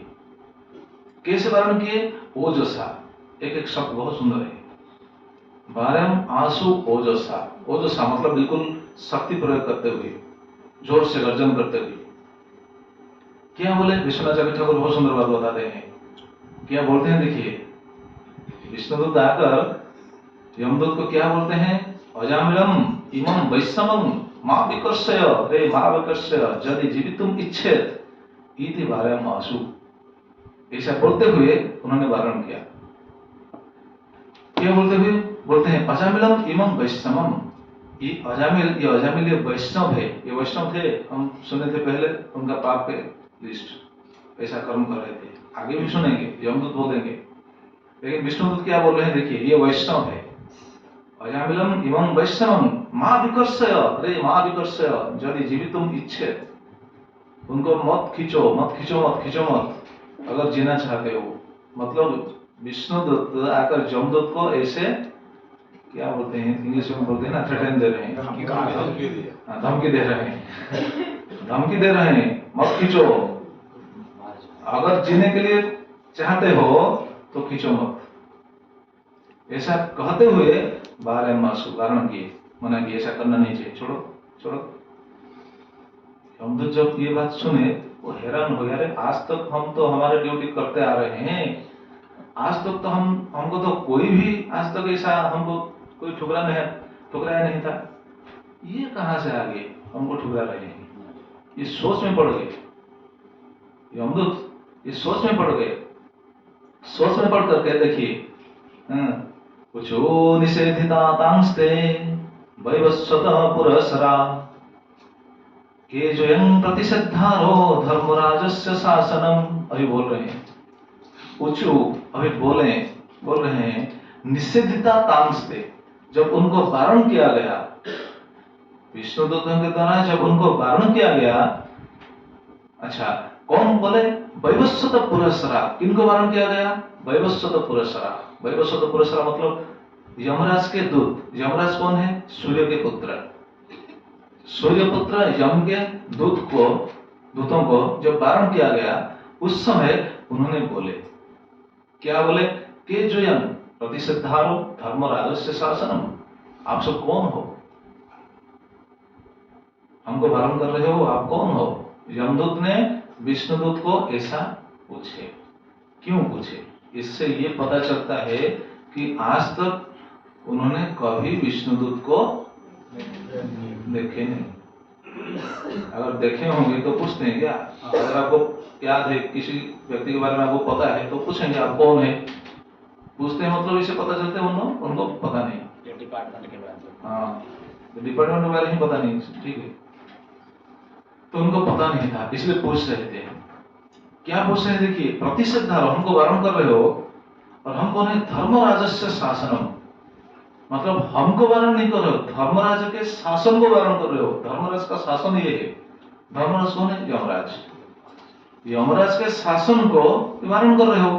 कौन हो? के जो तुम सब कौन हो? और क्या बोलते हैं देखिए, और भी पूछ रहे हैं। कस्य वा कुत आयात कस्मादस्य निषेधत किं देवा उपदेवाय स्वयं किं सिद्ध सत्तमा। अभी बोल रहे हैं कस्य वा कुत आयात, कस्य, तुम सब किसके दूत हो? तुम सब किसके चेला हो? किसके अनुचर हो? कस्य वा कुत आयात, तुम सब कहां से आए हो? कस्मात अस्य निषेधत, किस कारण इसको लेने के लिए वारण कर रहे हो? कितना सुंदर सुंदर सब प्रश्न पूछ रहे हैं देखिए। क्यों वारण कर रहे हो? और बोल रहे हैं किं देवा, तुम कोई देवा, कोई देवता हो क्या? किं उपदेवा, कोई उपदेवता हो क्या? गंधर्व कोई ऐसा कोई हो क्या? और बोलते हैं ज्वयं किं सिद्ध सत्तमा, कोई सिद्ध पुरुष हो क्या? ऐसा क्यों पूछने लगे? ऐसा पूछने बहुत सुंदर बात बताते हैं। अति अलौकिक रूपत्वात् जुष्मान वयं न जानियो। एक आचार्य उनके टीका में ये बात बताते हैं, लिखते हैं अति अलौकिक रूपत्वात्, मतलब उनके रूप अति अलौकिक थे। किनके? विष्णुदूत के। अति अलौकिक रूपत्वात् जुष्मान वयं न जानियो, हम आपको नहीं जान पा रहे हैं, आपका बहुत सुंदर रूप है। अब बोल रहे हैं अतो ज्ञानार्थ पृच्छामो जुष्मा भी कोप न कर्च्य, अतः ये जानने के लिए हम पूछ रहे हैं, हमारे ऊपर कोप मत कीजिए। यमदूत, देखिए यमदूत को जो सभी लोग डरते हैं वो ऐसा बोल रहे हैं, मतलब उनका कैसा भय होता होगा जरा सोचिए, है कि नहीं? यमदूत क्यों डरेंगे विष्णुदूत को देख करके? आगे सुनेंगे। तो डरने वाली चीज थे। अब काले काले टेढ़े मेढ़े सुंदर सुंदर जी को देखकर कोई डरेगा क्या? आप अगर किसी सुंदर व्यक्ति को देखेंगे भय लगेगा? इच्छा होगा उनके साथ मिलने की, उनसे बातचीत करने का तो इच्छा होगा ना। और यमदूत जैसा अगर कोई दिख जाएगा तो भय लगेगा, है कि नहीं? तो उनको देखकर वो क्यों भयभीत हो गए? आगे सुने। अच्छा क्या बोलते हैं? अतो ज्ञानार्थ पृच्छामो जुष्मा भी कोप न कर्च्य, इसलिए जानने के लिए आपको हमने ये बात पूछ रहे हैं, इसलिए हमारे ऊपर कोई गुस्सा मत कीजिए। इति अभिप्रायण तां वर्णयति, ऐसा कहते हुए आगे बताएंगे। मतलब सुखदेव गोस्वामी बताएंगे वो उनको देखकर क्यों ऐसे पूछ रहे हैं, क्योंकि उनका रूप ऐसा था। क्यों भयभीत हो गए हैं? क्योंकि उनके पास कुछ था जिसको देखकर वो भयभीत हो गए। तो ये उनके रूप के बारे में और उनके स्थिति के बारे में बताएंगे। मतलब हमको ये पता चल जाएगा कि हम यमदूत के जो स्वरूप था कैसा हमने सुना। अभी सुनेंगे विष्णुदूत के स्वरूप के बारे में, विष्णुदूत कैसे होते हैं। कोई देखे हैं विष्णुदूत? कौन देखे? आप बताइए। कोई नहीं देखे? अभी देख रहे हैं ना, आपका सुंदर। एग्जैक्टली, अभी तो देख रहे हैं ना। हम आंख से नहीं देख सकते हैं, देखेंगे कैसे देखेंगे? कान के माध्यम से देखेंगे, नहीं तो नहीं देख पाएंगे। जैसे पहले दिन हम यहाँ बताए थे ना, हम भगवान को देखते हैं, बस देखते हैं, बस ऐसे देखेंगे, लेकिन जब सुनेंगे कान के माध्यम से भगवान को सही ढंग से हम देख पाएंगे। तो विष्णुदूत के रूप कैसे थे देखिए, बहुत 2-3 श्लोक बहुत सुंदर है। ये बात कहकर हम आगे कथा को विश्राम देंगे। सर्वे पद्मफलासख्या पीतकोशे अवासस किरीटिन कुंडलिनो लसत्पुष्करमालिन सभी के रूप कैसे थे? सर्पे पद्म परासख्या। सभी के आंख कैसे थे? पद्म परासख्या, कमल नयन बोलते हैं, कमल नयन मतलब दिखने के लिए बहुत सुंदर, कमल नयन, कमल जैसे, और कमल को देखने के लिए बहुत सुंदर लगता है, कमल नयन, उनके आंख सब जैसे कमल नयन, पद्म जैसे, कमल जैसे, पद्म परासख्या। और सर्पे चारु चतुर्भुजा, सभी दूत, विष्णु दूत कैसे थे? चतुर्भुज। हम उस दिन सुन रहे थे ना चतुर्भुज, सुन रहे थे कि नहीं? किसका चतुर्भुज था यहाँ? नहीं, वैकुंठ में तो है। यहाँ जब भगवान द्वारका में लीला कर रहे थे और एक आदमी चतुर्भुज लगाकर ऐसा बोल रहा था, वो बोल रहा था ना, मैं भगवान हूँ, मेरा चतुर्भुज है, 2 हाथ लगाकर वैसा बोल रहा था। अच्छा, आप जरा सोचिए, अगर ऐसा हो जाए, इधर अगर हम इतने बैठे हैं, अगर किसी का 2 हाथ फिर उगेगा ऐसे आएगा, अगर 2 हाथ, तो उसके पास जाने के लिए हमारा हिम्मत होगा?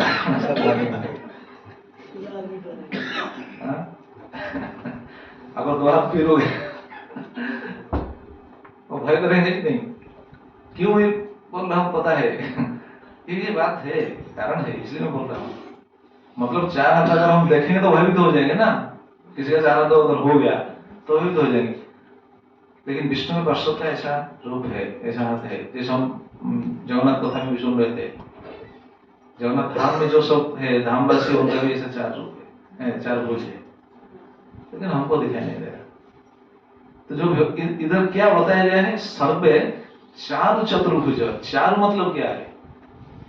चारु मतलब क्या लिखा गया है? देखिए प्रभुपाद महाराज क्या लिखे हैं, चारु, देखिए क्या लिखा है, चारु मतलब अति सुंदर, चारु का अर्थ है सुंदर, मतलब चतुर्भुज होते हुए भी वो सुंदर दिख रहे थे। इसलिए भगवान के जो पार्षद होते हैं 4 भुज है, लेकिन देखने के लिए बहुत सुंदर, सर्वे चारु चतुर्भुज। अच्छा, 4 भुज में, चतुर्भुज में क्या क्या है? क्या पकड़ करके आए हैं? यमदूत के हाथ में क्या था? पास लेकर आए थे यमदूत। विष्णुदूत के हाथ में क्या है? देखिए। अच्छा, अब तो सुनेंगे। अच्छा, उनका सर्वे पद्म परासख्या पीत कौशे वास। ओहो, चारु चतुर्भुज नेक्स्ट श्लोक में चला गया। चारु चतुर्भुज नेक्स्ट श्लोक में है। सर्वे पद्म परासख्या पीत कौशे वास। पीत कौशे वास, सभी कैसे पहनते हैं? पीत वसन और रेशम, रेशम पोशाक बोलते हैं ना, पीताम्बर। हाँ, पीताम्बर, पीताम्बर भगवान पहनते हैं।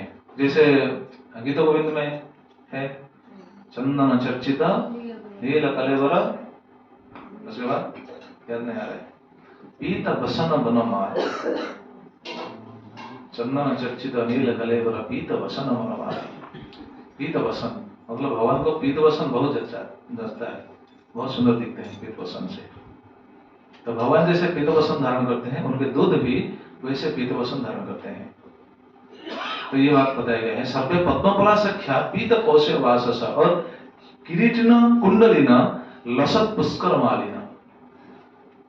किरीटिन कुंडलिन, वो सब किरीट मतलब मुकुट पहनते हैं, मुकुट पहन कर आए थे। कुंडलिन सभी कुंडल पहनते थे। इधर कोई है? किसके पास है कुंडल? कोई लगाया है क्या? नहीं, माता जी लोग कुछ लगाए हैं, वो तो कुंडल नहीं कहा जाएगा। आजकल कोई कान भी कान में छेद करके कुछ लगाते हैं, आज पुरुष लोग भी ऐसा लगाते हैं, लेकिन एक फैशन हो गया। अगर लगाना है तो कुंडल लगाइए ना। कुंडल लगाने में दर्द होगा ना। अच्छा, कुंडल यहाँ पहना जाता है ना, ये लोग इधर से इधर से ज्यादा उनको दर्द नहीं होता है क्या? वो भी तो लगाते हैं ना। लगाना है तो कुंडल लगाना चाहिए, ये आभूषण है। आजकल कुंडल लगाते हैं, छोटा छोटा क्या सब लगाते हैं, बस ये फैशन हो गया है। ज्यादा हो गया। अच्छा, तो सर्वे ऐसे थे। सर्वे पद्म परासख्या पीत कौशे वासस किरीटिन कुंडलिन लसत पुष्कर मालिन। सभी के गले में क्या था? पुष्कर माला, मतलब वो पद्म, वो कमल के माला थे। वो कमल के माला भी कैसा है? लसत।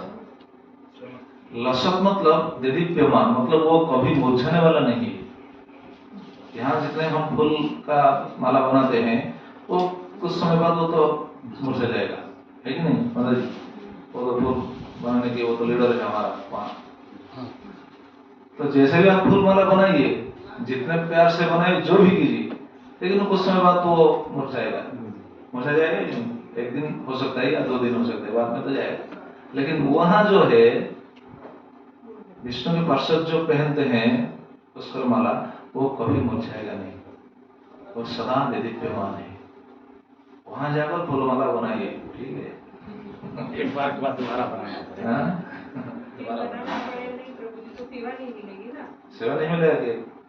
कौन कहता है सेवा उधर नहीं? है, उधर एक ही दिन नहीं, उधर सेवा है, उधर सेवा है। कौन कहता है सेवा नहीं है? सेवा है, वैकुंठ में ज्यादा सेवा है। हमने ये बात चर्चा नहीं किया है।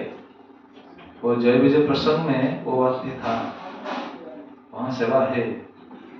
किसी को ऐसा नहीं कि बस हम घूमेंगे फिरेंगे, बस ऐसा करेंगे और क्या, ये जो बात है वहां जाकर तो सेवा में लगेंगे, सेवा ही करेंगे। पहले जाने के लिए तो प्रिपेयर हो गए, जाने के लिए सक्षम तो हो गए। हाँ, इधर तो इसलिए तो सेवा करना चाहिए। यहाँ सेवा करते हैं इसीलिए, सेवा करना चाहिए इसीलिए, क्योंकि वहां जाकर नित्य सेवा में हम लगेंगे। तो सब ऐसे दिखते हैं पुष्कर मालिना। अच्छा, अभी बता रहे हैं सर्वे चनुत्न वयसा सर्वे चारु चतुर्भुजा धनो निसंग शिरदा संघ चक्रम भुजस्य। उनके स्वरूप के बारे में बताया गया है। सर्वे चनुत्न वयसा, सभी के वयस कितना है? नूतन वयस मतलब क्या है? नवजौवन, नवजौवन जो बोलते हैं ना, मतलब भगवान के उम्र का कोई ऐसा सीमा नहीं, मतलब कोई बता नहीं सकेगा उनका उम्र क्या है। इसलिए भगवान का एक नाम है नव किशोर। नव किशोर का मतलब क्या है? कौन बता सकेगा माता जी? नव किशोर का मतलब क्या है, अर्थ क्या है?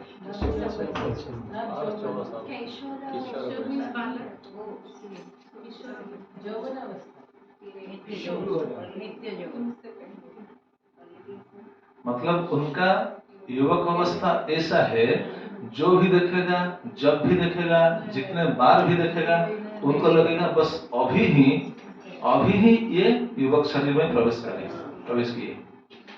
इसको कहा जाता है नव यौवन या नव किशोर। मतलब उनका यौवन अभी ही उनके शरीर में आया, स्टार्ट हुआ, बस ऐसा। भगवान का सभी रूप ऐसा है। देखिए महाभारत युद्ध में जब भगवान श्री कृष्ण अर्जुन के रथ पर सारथ्य का सेवा कर रहे थे, सारथी बने थे कि नहीं? उस समय उनका उम्र क्या था पता है किसको? जब भगवान रथ के सारथी बने थे युद्ध में, उस समय उनका उम्र क्या था? एग्जैक्टली उस समय उनका उम्र था 125 साल। अब देखें, अगर चित्र में तो है। अच्छा, आजकल अगर 125 साल आदमी, अगर 125 साल कोई जिया है, उनको लाकर हम देखेंगे तो रूप ऐसा दिख सकता है क्या? हमारा ऐसा नहीं हो सकता, किसी का भी नहीं हो सकता, क्योंकि ये रूप परिवर्तनशील है हमारा।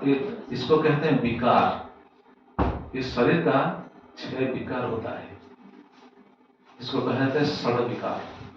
6 विकार होता है, लेकिन भगवान के और भगवान के पार्षदों के ऐसे विकार नहीं होते हैं। हमारा विकार क्या है? हम जन्म लेते हैं, मतलब बच्चे के स्वरूप में हम जन्म लेते हैं। आत्मा तो दूसरा है। आत्मा जब शरीर प्राप्त करता है वो बच्चे के रूप में आता है पहले, और बच्चे से धीरे धीरे आगे बढ़ता है, ये दूसरा विकार। तीसरा विकार है वो एक समय पर स्थिर होता है, युवक समय में स्थिर होता है, तीसरा। चौथा है उनसे कुछ प्रोडक्ट होगा, उनसे भी बच्चे आएंगे, चौथा विकार। पांचवा है वो फिर बढ़ता हुआ जाएगा, बढ़ती अवस्था की तरफ जाएगा, और छठा है वो शरीर छोड़ेगा। तो ये षड विकार होते हैं, लेकिन भगवान के पार्षदों का ऐसा विकार नहीं। भगवान का ऐसा ही, इसलिए तो कहा जाता है ना, जो धाम को जाते हैं उनका शरीर क्या होता है, नित्य शरीर प्राप्त करते हैं, चिरंतन शाश्वत सनातन नित्य ऐसा शरीर उनको मिलता है, जिस शरीर से उनको सिर्फ आनंद ही मिलेगा, शरीर का कोई दुख नहीं, ये जन्म मृत्यु जरा व्याधि ये सब वहां नहीं है। तो उनका शरीर ऐसा है, सर्वे च नूतन वयस सर्वे चारु चतुर्भुजा, ये बात तो हम पहले बता चुके हैं, चतुर्भुजा और चारु देखने के लिए बहुत सुंदर है। अच्छा, चार भुजों में क्या पकड़ करके आए हैं, यहाँ बताया गया है, धनु निसंग असी गदा शंख चक्र अंबुज श्रेय। तो चार हाथ में देखिए, ये तो सभी को मालूम है, शंख चक्र गदा पद्म ये तो पकड़ते हैं, ये भी है, यहाँ बताया गया है, लेकिन इसके सहित और भी कुछ चीज है, धनु धनुष बाण, धनुष पकड़े हैं, निसंग, निसंग मतलब जो बाण रखते हैं ना पीछे, तर्कस, तर्कस उसको निसंग कहते हैं संस्कृत में, धनु है, तर्कस है, असी खड्ग है, असी और गदा, गदा भी, धनु निसंग असी गदा शंख चक्र अंबुजा, अंबुजा मतलब कमल फूल, ऐसे श्रेय मतलब घोषित है। तो यमदूत क्यों भयभीत हो गए हैं, क्या उनको पद्म फूल को देखकर भयभीत हो गए हैं, किसको देखकर भयभीत हो गए हैं, उनके पास कितना अस्त्र शस्त्र देखिए, वो देखने के लिए तो सुंदर है, ठीक है, लेकिन इतना इतना अस्त्र शस्त्र है उनके पास, धनु है, बाण है, असी है, गद्दा है। अगर आप क्या सोचिए, ऐसा तो नहीं होने वाला है, ऐसा तो नहीं होगा, अगर युद्ध होगा तो कौन जीतेगा, उसके बाद उनके पास क्या था, बस रस्सी लेकर आए थे, फांस लेकर आए थे, फांस से बांधेंगे तो ये तो पीछे से काट देंगे, फिर क्या होगा, इसलिए भयभीत हो गए, भयभीत होकर ऐसा पूछ रहे थे। अच्छा, सिर्फ इतना नहीं, देखिए विष्णुदूत यमदूत जब आए थे, यमदूत का शरीर कैसा था, बिल्कुल काले काले, देखने के लिए बहुत भयंकर थे, बाल भी खड़े खड़े थे, ये सब देखने के लिए बहुत भयंकर थे, लेकिन विष्णुदूत के शरीर क्या कैसा था, आगे बताते हैं। दिशा विधिमरालोका कुर्वन्तः स्वयं तेजसा किमर्थं धर्मपालस्य किंकरान्नः निषेधतः। उनके शरीर से ज्योति निकल रहे थे, आभा, आलोक आ रहा था, कैसा आलोक आ रहा था,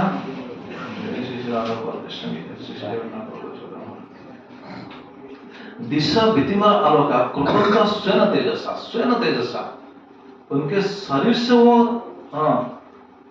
जो आलोक आ रहा था, निकल रहा था, स्वयं तेजसा, अपने शरीर से आ रहा था, हमारे शरीर से भी आ रहा है, लेकिन रिफ्लेक्ट होकर के आ रहा है, लाइट जल रहा है इसलिए हमारे ऊपर रिफ्लेक्ट होकर के आ रहा है, हमारे ऊपर लाइट गिरता है तो कोई हमको देख पाता है या फिर हम किसी को देख पाते हैं, अगर लाइट नहीं रहेगा तो हम किसी को कोई भी देख नहीं पाएंगे, लेकिन उनका शरीर ऐसा नहीं, अंधेरा में भी उनका शरीर जैसे हम दिख पाएंगे वैसा उनके शरीर से आभा निकलता है, जैसे सूरज से आभा निकलता है, तो उनके शरीर से ऐसा निकलता है, दिशा विधिमर आलोका, बिल्कुल विधिमरा, बिल्कुल उनके मतलब अजामिल के घर में और इधर भी अंधेरा नहीं था, बिल्कुल आलोकित हो गया था, मतलब इससे ये भी हमको पता चलता है अजामिल विष्णुदूत को देखा, क्यों देखा, बस नाम किया था इसलिए देखा, हालांकि देखते हुए उनका भक्ति नहीं हो पा रहा था, तो भक्ति नहीं हो पा रहा था, आगे तो भक्तिमान होंगे, कैसे होंगे वो तो हम सुनेंगे, लेकिन देखा जरूर। दिशो विधिमर आलोका कुर्वन्तः स्वयं तेजसा, और यमदूत अभी पूछ रहे हैं किमर्थं धर्मपालस्य किंकरं निषेधतः, हम जैसे धर्मराज के पालक, मतलब हम धर्मपाल से किंकरं, धर्मराज के किंकर मतलब हम दूत, धर्मराज के दूतों को क्यों आप पालन कर रहे हो, और वो डांट कर नहीं पूछ सकते हैं, पूछेंगे तो उनके पास गदा है ना, अस्त्र है ना, बस पूछ रहे क्यों पालन कर रहे हो, हम तो हमारी ड्यूटी कर रहे हैं, अपना ड्यूटी आप हम कर रहे हैं, आप क्यों आकर ऐसे वारण कर रहे हो? जब ये बात बोल रहे हैं, बाद में क्या हुआ हम कल सुनेंगे। सिर्फ इतना सुनिए, विष्णुदत्त ये बात सुनकर पहले हंसेंगे, जोर से हंसेंगे। मेघ गर्जन आ गिरा, सुनेंगे कल हम सुन रहे थे ना, कल या परसों सुन रहे थे, महापुरुष के वाणी गंभीर होते हैं। नहीं यहाँ नहीं, वहां सुन रहे थे, श्रेया मंदिर में ये चर्चा हो रहा था, महापुरुष के वाणी गंभीर होते हैं। सुनेंगे विष्णुदूत कैसे बोलेंगे, मेघ निर्धार दया गिरा, मेघ गर्जन स्वर से विष्णुदूत बोलेंगे, लेकिन बोलने से पहले आगे हंसेंगे, पहले हंसेंगे। क्यों हंसेंगे? कल से हम कल सुनेंगे। विष्णुदूत हंसेंगे। ठीक है, आप सभी से निवेदन है, सभी भक्त ठीक टाइम पर आएंगे, इससे आप सबको ये मालूम होगा। 2 मिनट नाम संकीर्तन करेंगे और सब प्रसाद देंगे।